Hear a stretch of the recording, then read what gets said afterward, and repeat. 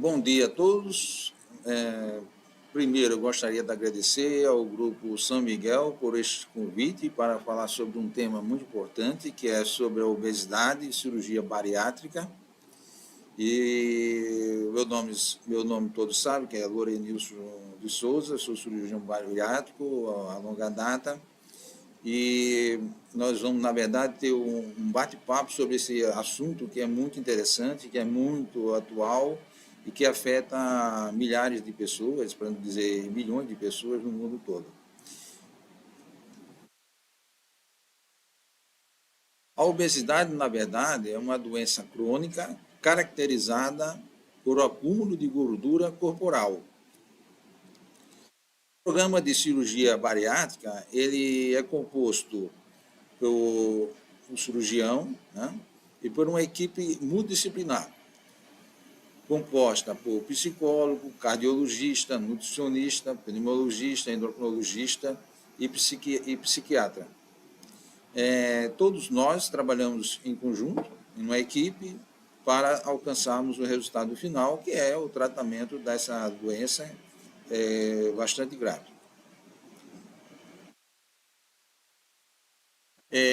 Qual é o peso ideal de uma pessoa? Olha, existe uma referência que é 25.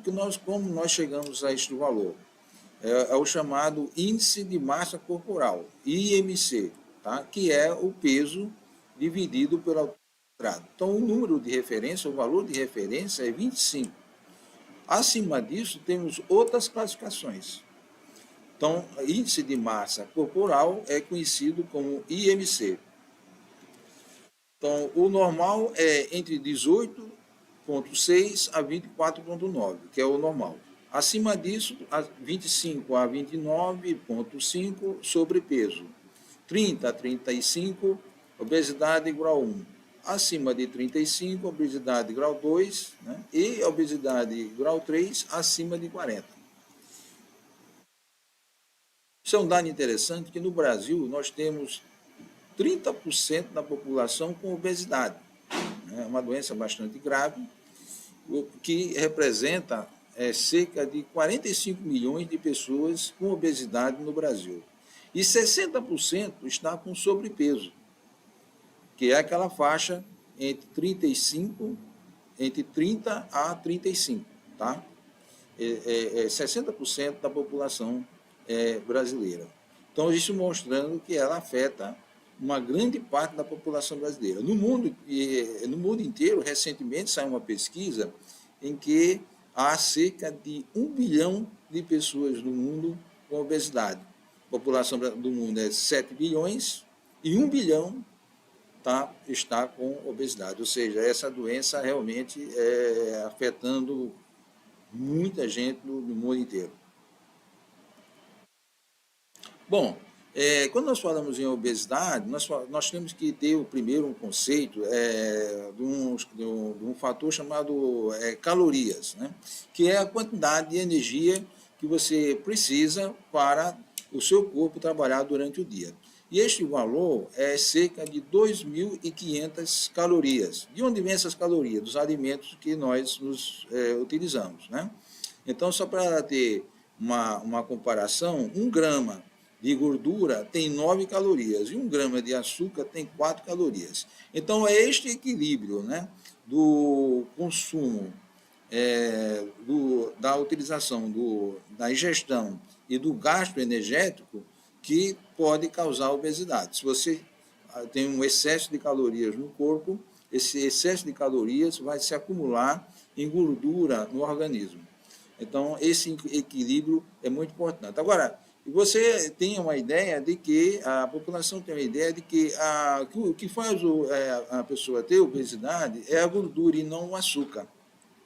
Por quê? Porque a gordura ela tem muito mais caloria do que o açúcar. Então, essa é a ideia que a população tem. Olha, o açúcar, ele não tem as pessoas não têm essa visão de que ele possa causar um mal maior.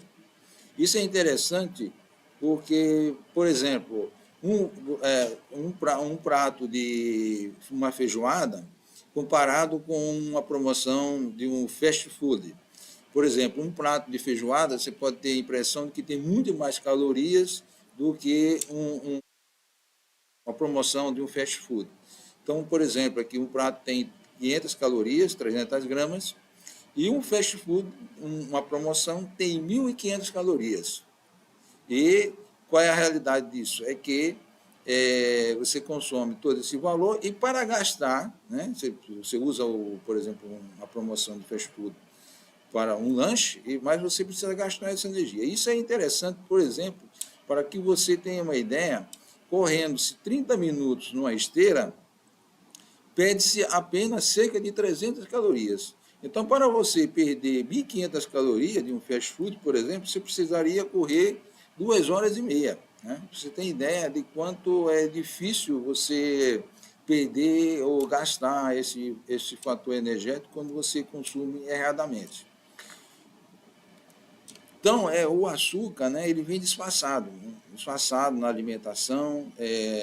Aqui apenas alguns exemplos de quanto calorias tem cada tipo de alimento, né? Então, por exemplo, uma fatia de pizza tem 375 calorias. Se você comer mais do que um pedaço de pizza, veja o número de calorias que você está ingerindo, né? Um refrigerante, um copo de refrigerante, um pedaço de bolo, um copo de chopp, né? Um chopp, na verdade, um copo de chopp é igual a um copo de água com açúcar. Então, vamos dizer assim, nosso inimigo, que é o açúcar, ele vem disfarçado dos alimentos. E é um fator interessante, porque esses alimentos que têm mais carboidratos, vamos dizer assim, eles são mais absorvidos na parte superior do aparelho digestivo, ali próximo do estômago, no duodeno. E estes alimentos, eles não causam saciedade. Você come, por exemplo, um pedaço de bolo, esse pedaço de bolo ele não vai dar saciedade, você vai querer ingerir mais, tá? Porque ele não passa fome, porque aí existe um equilíbrio entre o apetite e a saciedade, isso é importante. E esses alimentos à base de açúcar, ultraprocessado, como vocês viram no fast food, eles não causam saciedade, tá certo?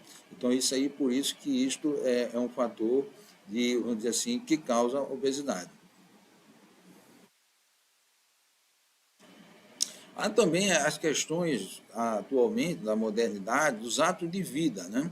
Nós temos hoje uma dependência de tecnologia e a falta de exercício, que nós chamamos de sedentarismo, né?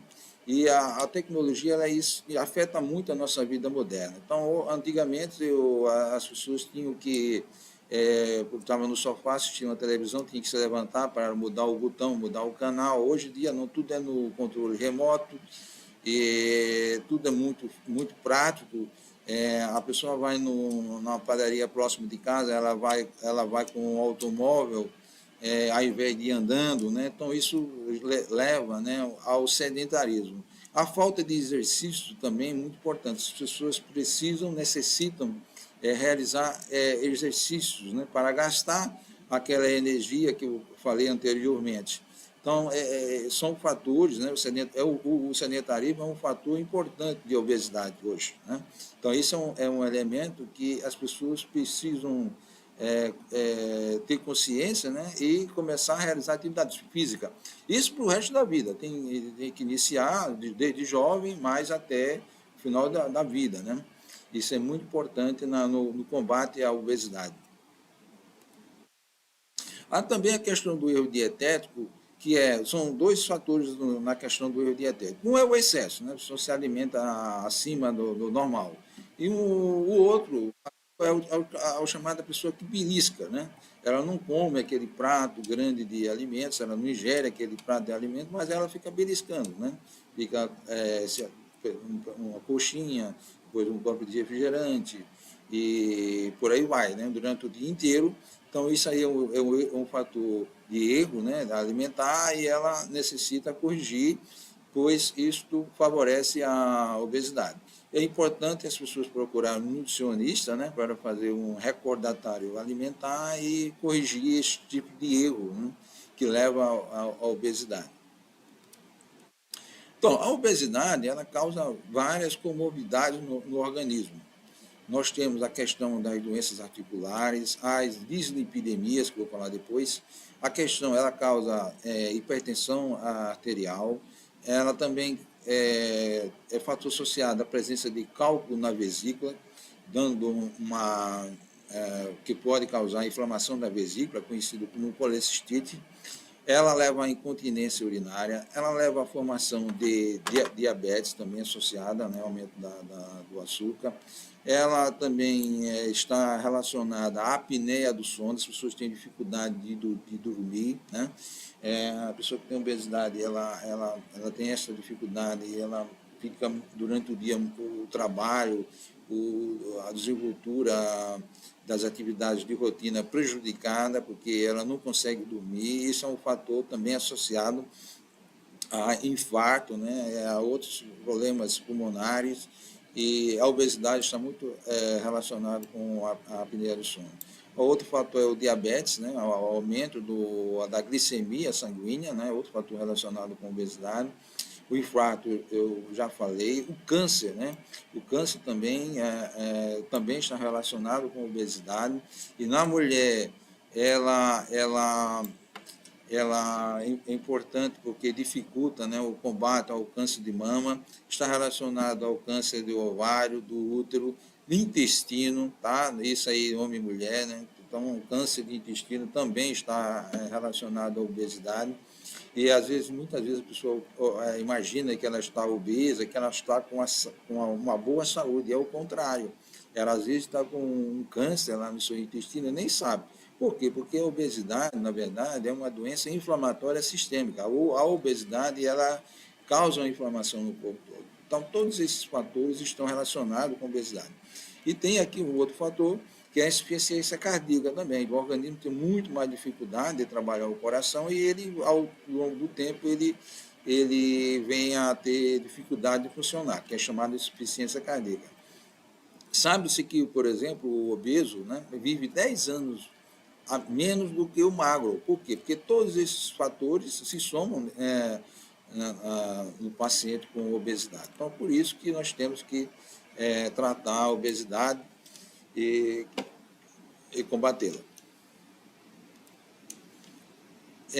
Aí nós temos também, relacionado à obesidade, a chamada síndrome metabólica, que são fatores que ocorrem no organismo, mas que não causam sintomas. Por exemplo, o aumento da circunferência abdominal. Então, no homem acima de 102 centímetros e nas mulheres acima de 88. Então, aumenta a circunferência abdominal, aumenta também os triglicérides acima de 150. Colesterol também pode aumentar. No homem, o ideal é que seja menos do que 140, né? Nas mulheres, menos do que 150. A pressão arterial no homem também, nos pacientes aumentam, né? E a glicemia de jejum também aumenta. Então, são esses os chamados síndrome metabólica, que são elementos que ocorrem no organismo que não dá sintomas, né? A pessoa nem sabe que está ocorrendo isso, a não ser que ela faça exames, e que a obesidade causa, né? Que afeta o nosso organismo. Então, são que nós chamamos de síndrome metabólica. A obesidade também causa efeitos psicológicos e sociais. Efeitos psicológicos, a depressão, né? As pessoas ficam deprimidas. Ansiedade. Ansiedade é muito comum, quase todo paciente que tem obesidade que me procura, pessoas que têm obesidade, me reclamam que ela tem muita ansiedade, que essa ansiedade faz com que ela procure nos alimentos saciar, né? Ela recorre aos alimentos para superar a ansiedade. Então, ela se alimenta muito mais e, como eu falei, né, erradamente. Um outro fator psicológico muito importante é a insatisfação com o corpo, né? Que nos leva a baixa estima, né? A pessoa não gosta daquele corpo e ela se isola, ela ela foge dos seus compromissos sociais, né? Ela tem dificuldade de comprar uma roupa, ela tem dificuldade de ter conseguir um companheiro de relacionamento social, né? Então, essa baixa estima, essa insatisfação com o corpo são fatores também que ocorrem com a obesidade. Tem uma baixa qualidade de vida, né? As pessoas têm dificuldade para, por exemplo, amarrar um sapato, comprar uma roupa, enfim, dificuldade para subir um ônibus, né? Como aqui eu mostrei, se locomover. Então, há uma baixa qualidade de vida, né? E um outro fator também relacionado com a obesidade é a discriminação social. Nós sabemos que o obeso, né, por exemplo, ele tem muito mais dificuldade de conseguir um emprego do que um magro, né? Na hora da escolha de competição, a empresa que vai contratar, ela prefere, muitas das vezes, né, contratar o magro. Por quê? Porque existe aquela discriminação social de que o obeso é preguiçoso, né? Que ele é uma pessoa que ela é obesa porque ela quer, né? Não se considera outros fatores, né, entre os quais genéticos, alimentares, etc, etc. Então, existe uma discriminação social muito grande contra o obeso, né? Isso são fatores, todos estes são fatores que afetam a qualidade de vida dos obesos. Bom, aí nós temos a obesidade, nós vamos ter que procurar tratar, e o tratamento da obesidade ele pode ser clínico, né? As pessoas podem tratar a obesidade clinicamente, nem sempre precisa realizar cirurgia, e para isso o profissional ou os profissionais mais competentes para realizar esse tipo de tratamento é o nutricionista, né, que eu até falei, e o endocrinologista. E para entrar no programa de cirurgia, é necessário que as pessoas, os pacientes, façam acompanhamento com o endócrino pelo menos por 2 anos.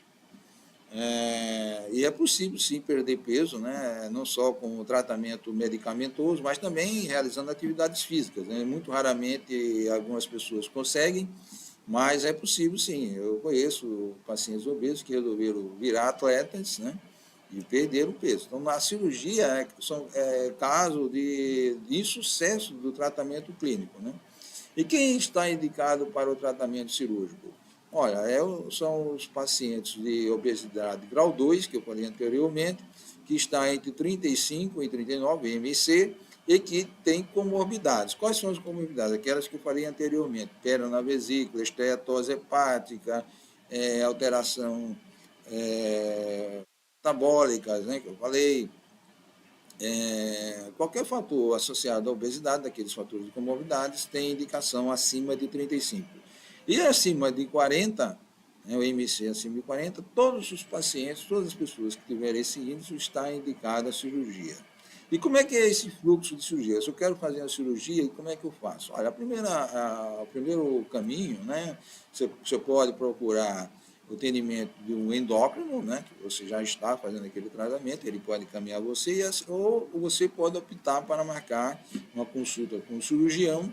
Esse cirurgião vai avaliar e enviá-lo para as especialidades associadas, né, que são o endócrino, o psicólogo, o nutricionista, fazer toda uma avaliação e dar andamento até o processo de cirúrgico. Então, tem os exames, né? Depois tem a reavaliação clínica e, depois, por fim, a cirurgia. Que nós temos aqui os métodos cirúrgicos atualmente utilizados. O primeiro é a laparoscopia, que é aquela cirurgia sem corte, né? Chama-se minimamente invasiva. São 4, 5 ou 6 furinhos no abdômen, e através desses furinhos, através de equipamentos especializados, nós realizamos o procedimento cirúrgico, chamado laparoscopia. Aqui um exemplo de um paciente que eu operei em outro hospital, e o procedimento é rápido, você opera no outro, praticamente, o paciente, se ele estiver bem, recebe alta, ele fica um dia só no hospital, né? O procedimento é muito rápido e o resultado é fantástico.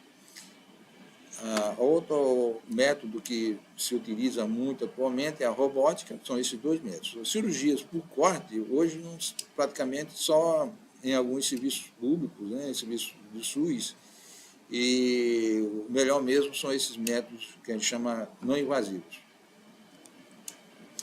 Praticamente são dois tipos de cirurgias que são feitas atualmente pelos cirurgiões, são os mais comuns, né? O primeiro, que é o mais conhecido, chama-se o bypass.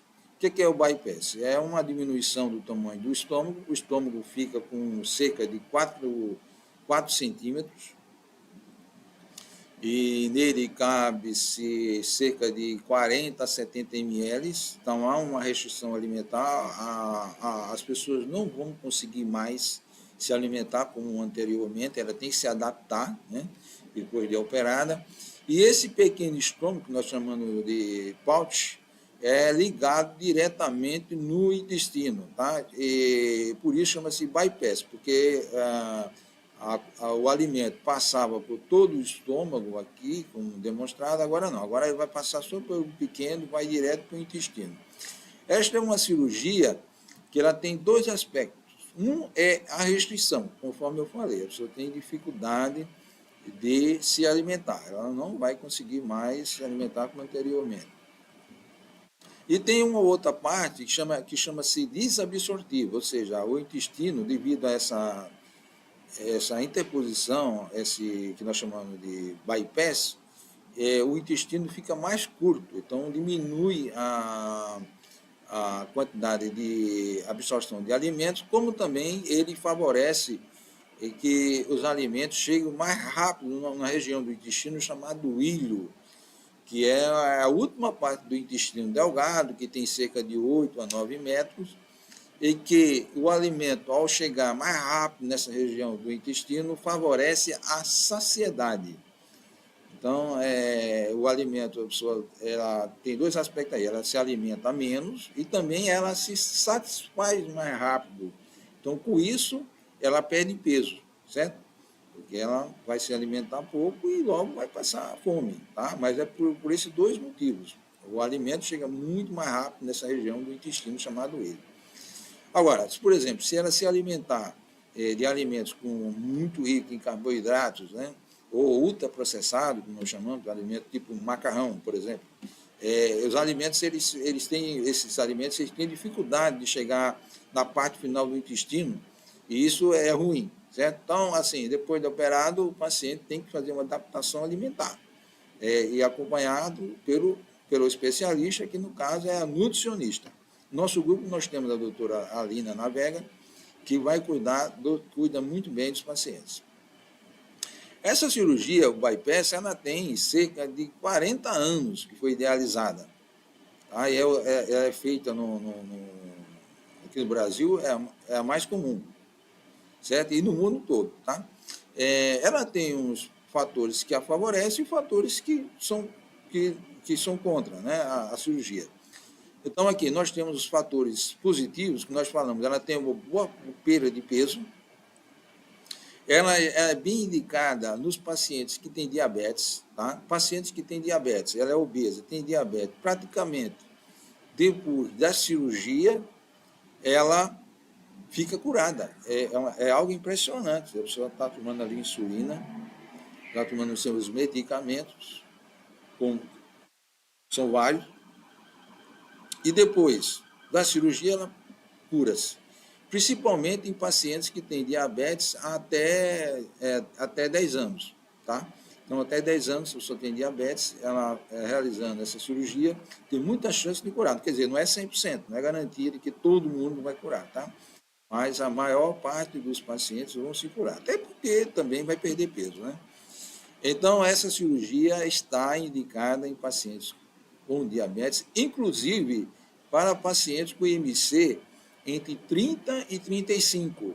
Tá? Então, assim, se você tem um IMC abaixo de 35, está entre 30 e 35, tem diabetes, você pode realizar a cirurgia, mesmo que você não tenha tanto peso, porque ela pode curar. E por que ela cura? Porque foi observado, né, nesse tipo de cirurgia, que há um hormônio no corpo chamado GLP-1, que aumenta no organismo. Esse hormônio, ele é um controlador fino do açúcar, né, da glicemia no corpo, como também é um elemento que ativa o cérebro, no hipotálamo, que favorece a saciedade, certo? Então, esse GLP-1, por exemplo, é o hormônio, né, um hormônio que é aquele medicamento novo que todo mundo está utilizando para perder, chamado Ozempic. A pessoa aplica, né, no organismo e favorece a perda de peso. Então, nessa cirurgia, também no organismo aumenta esse hormônio e por isso que o diabetes é controlado. Pode também curar a pressão alta, porque, olha, se a pessoa perde peso, o coração ele vai fazer menos força, a circulação vai funcionar melhor e a pressão pode cair. Mas não é assim tão eficiente a cirurgia para o controle da pressão alta como é para o diabetes. Mas temos elementos contra, né, essa cirurgia. Né? A primeira é o déficit de vitaminas. A pessoa que faz esta cirurgia ela é obrigada a tomar vitamínicos, né, a fazer reposição vitamínica o resto da vida. Por quê? Porque o estômago ficou pequenininho e as vitaminas são absorvidas nesta região aqui do estômago com o duodeno, a maioria. Então, ferro, vitamina B12, vitamina D são absorvidas nesta região. Então, como o alimento não passa mais por aqui, então a pessoa tem um déficit de vitamina. Então, é necessária que ela tenha essa consciência de que tem que tomar a vitamina para o resto da vida. Tá? Agora, o mais preocupante é o ferro, né? Porque o ferro está relacionado à anemia e as mulheres, principalmente, que não gostam de carne, né, a gente orienta a comer um pouco mais de carne para não ter anemia. Agora, esta anemia não é assim tão frequente, não é todo mundo que tem, é uma pequena parte, tá? Dos pacientes, tá? Reganho de peso. Tem reganho de peso nessa cirurgia? Tem, tá? Assim, mas é um índice pequeno, 10% a 15%. As pessoas que reganham peso, elas voltam a ganhar um pouco do peso, mas nunca voltam a ter o peso como era antes. Desculpa. Volta a ganhar cerca de 15% a 20% do peso, mas não volta como antes. Então, é uma cirurgia com bom resultado, tá? Segura. Os resultados delas ao longo do tempo são constantes e eu, como cirurgião, me sinto muito confortável em realizar essa cirurgia. A outra cirurgia muito presente atualmente é a chamada sleeve, tá? Que é um termo, uma palavra inglesa que significa manga, né? Por quê? Porque você corta o estômago no meio, tá? Nessa cirurgia você não mexe com o intestino, só tira o fundo gástrico e a metade do estômago, aí sim você tira, né? Na outra cirurgia você não tira nada, só faz o desvio, né, do intestino, mas nesta cirurgia você tira uma parte do estômago, tá? E forma um tubo, né? Como o termo chama-se manga, né? Você pode observar aqui como se fosse uma manga. E quando você tira esse fundo gástrico, nesse fundo tem um hormônio, chama-se grelina, e que esse hormônio que dá, vamos dizer assim, é o hormônio da fome. Tá? Então, quando você tira essa parte do estômago, você perde, vamos dizer assim, a fome, né? o apetite, você diminui. Na outra cirurgia também, quando você diminui o estômago, também você tem um pouco de diminuição desse hormônio. Mas nesta cirurgia, o hormônio que atua é mais este aí que eu falei, que é o tal de grelina. Essa cirurgia, na verdade, ela foi iniciada nos Estados Unidos, né? Ela é muito feita lá, mais lá nos Estados Unidos que aqui no Brasil, porque lá a obesidade é uma doença muito mais frequente, muito mais grave, e e os cirurgiões, né, têm dificuldade de fazer a outra primeira cirurgia. A outra cirurgia é um pouco mais complexa, a técnica cirúrgica. Isso aqui foi utilizada como primeiro tempo da outra cirurgia, em que se fazia a retirada do fundo gástrico e depois transformaria essa manga na cirurgia anterior. Então, mas eles observaram que muitos pacientes que tiravam só o fundo gástrico já perdiam o peso, mas não eram todos. Só em alguns que eles fariam o bypass. Então, essa cirurgia foi o primeiro tempo. Essa cirurgia também tem um bom resultado, só que ela tem um fator negativo, que é o reganho de peso. Como você não tem uma restrição muito grande do estômago, o que é que acontece? O reganho, o índice de reganho, da pessoa engordar novamente, é muito maior do que na cirurgia anterior, certo? Mas ela também leva uma perda de peso, né, um pouco menor do que a outra, mas também tem uma associação, né, muita gente até consegue perder mais. Também pode curar o diabetes, cura também a pressão alta. Então, esses fatores também podem ocorrer com essa cirurgia. Mas ela tem alguns outros fatores contra que nós temos que pensar bem. Por exemplo, o refluxo gástrico, dá muito refluxo. E o refluxo dessa cirurgia é um refluxo grave, às vezes não dá para tratar. De difícil tratamento, né, quero dizer. Então, pacientes que têm história de azia, refluxo, não podem fazer cirurgia de forma alguma. Então, já falei aqui, ela tem um maior reganho de peso, e no caso, se houver fístulas, que são vazamentos dessa cirurgia, ela é mais difícil o tratamento. Então, esses são os aspectos relacionados aos ilírios. Bom, aí nós temos, a cirurgia, ela tem as suas complicações, né? Tem as complicações agudas, que podem ocorrer logo após a cirurgia, e as complicações tardias, né, que ocorrem posteriormente, alguns já até falei. E o que é importante aqui é que a mortalidade, ou seja, o risco, né, de morte, né, vamos dizer assim, dessa cirurgia é 1%. E cada 100 pacientes que operam por estas técnicas, de cada 100, um pode vir a falecer, certo? Hoje esse índice está caindo, tem índice de 0,2, 0,3, então é uma cirurgia muito segura, certo? Então nós temos as complicações agudas, que são as fístulas, muito pode ocorrer. Essa aqui, no caso, é a que causa a maior mortalidade. O que é? Quando um ponto, né, da cirurgia, essa cirurgia nós fazemos com equipamento especial, e às vezes o ponto, né, onde foi grampeado no estômago, no intestino, pode abrir, né, um ponto abre. E o que acontece? O conteúdo do intestino, que é contaminado, ou mesmo do estômago, cai dentro da cavidade abdominal e leva a uma infecção. Essa infecção pode vir a causar a morte do paciente. Então, essa é uma complicação. Pode dar hemorragia também. Também está relacionado a tromboses, tromboembolismo. Quando nós vamos realizar a cirurgia, nós oferecemos, né, prescrevemos um medicamento conhecido no mercado, em que afina o sangue. Então, até 10 dias. No dia da cirurgia, varia muito de equipes. Um com 7, outros com 10 dias, tem que tomar aquele medicamento que afina o sangue, que é anticoagulante. Como também é obrigado a usar uma meia, né?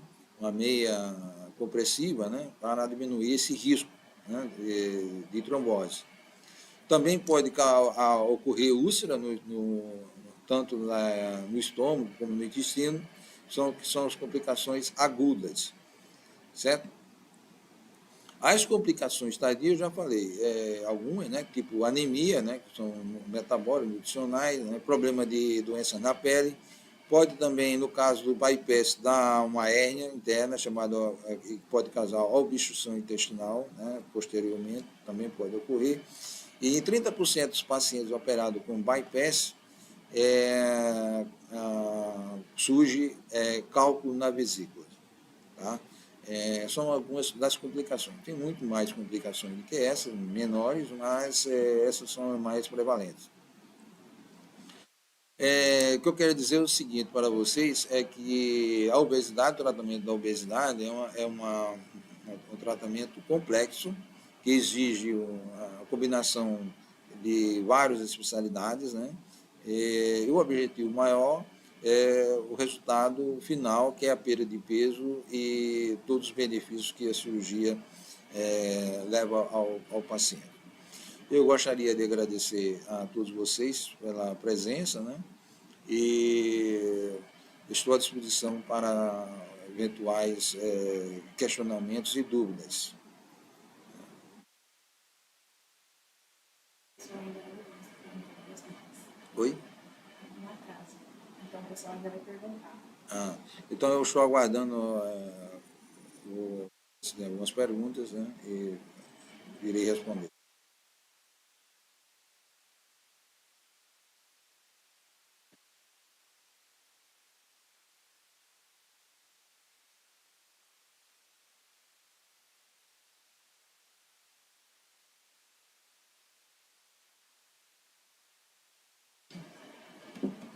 Aqui não aparece para mim.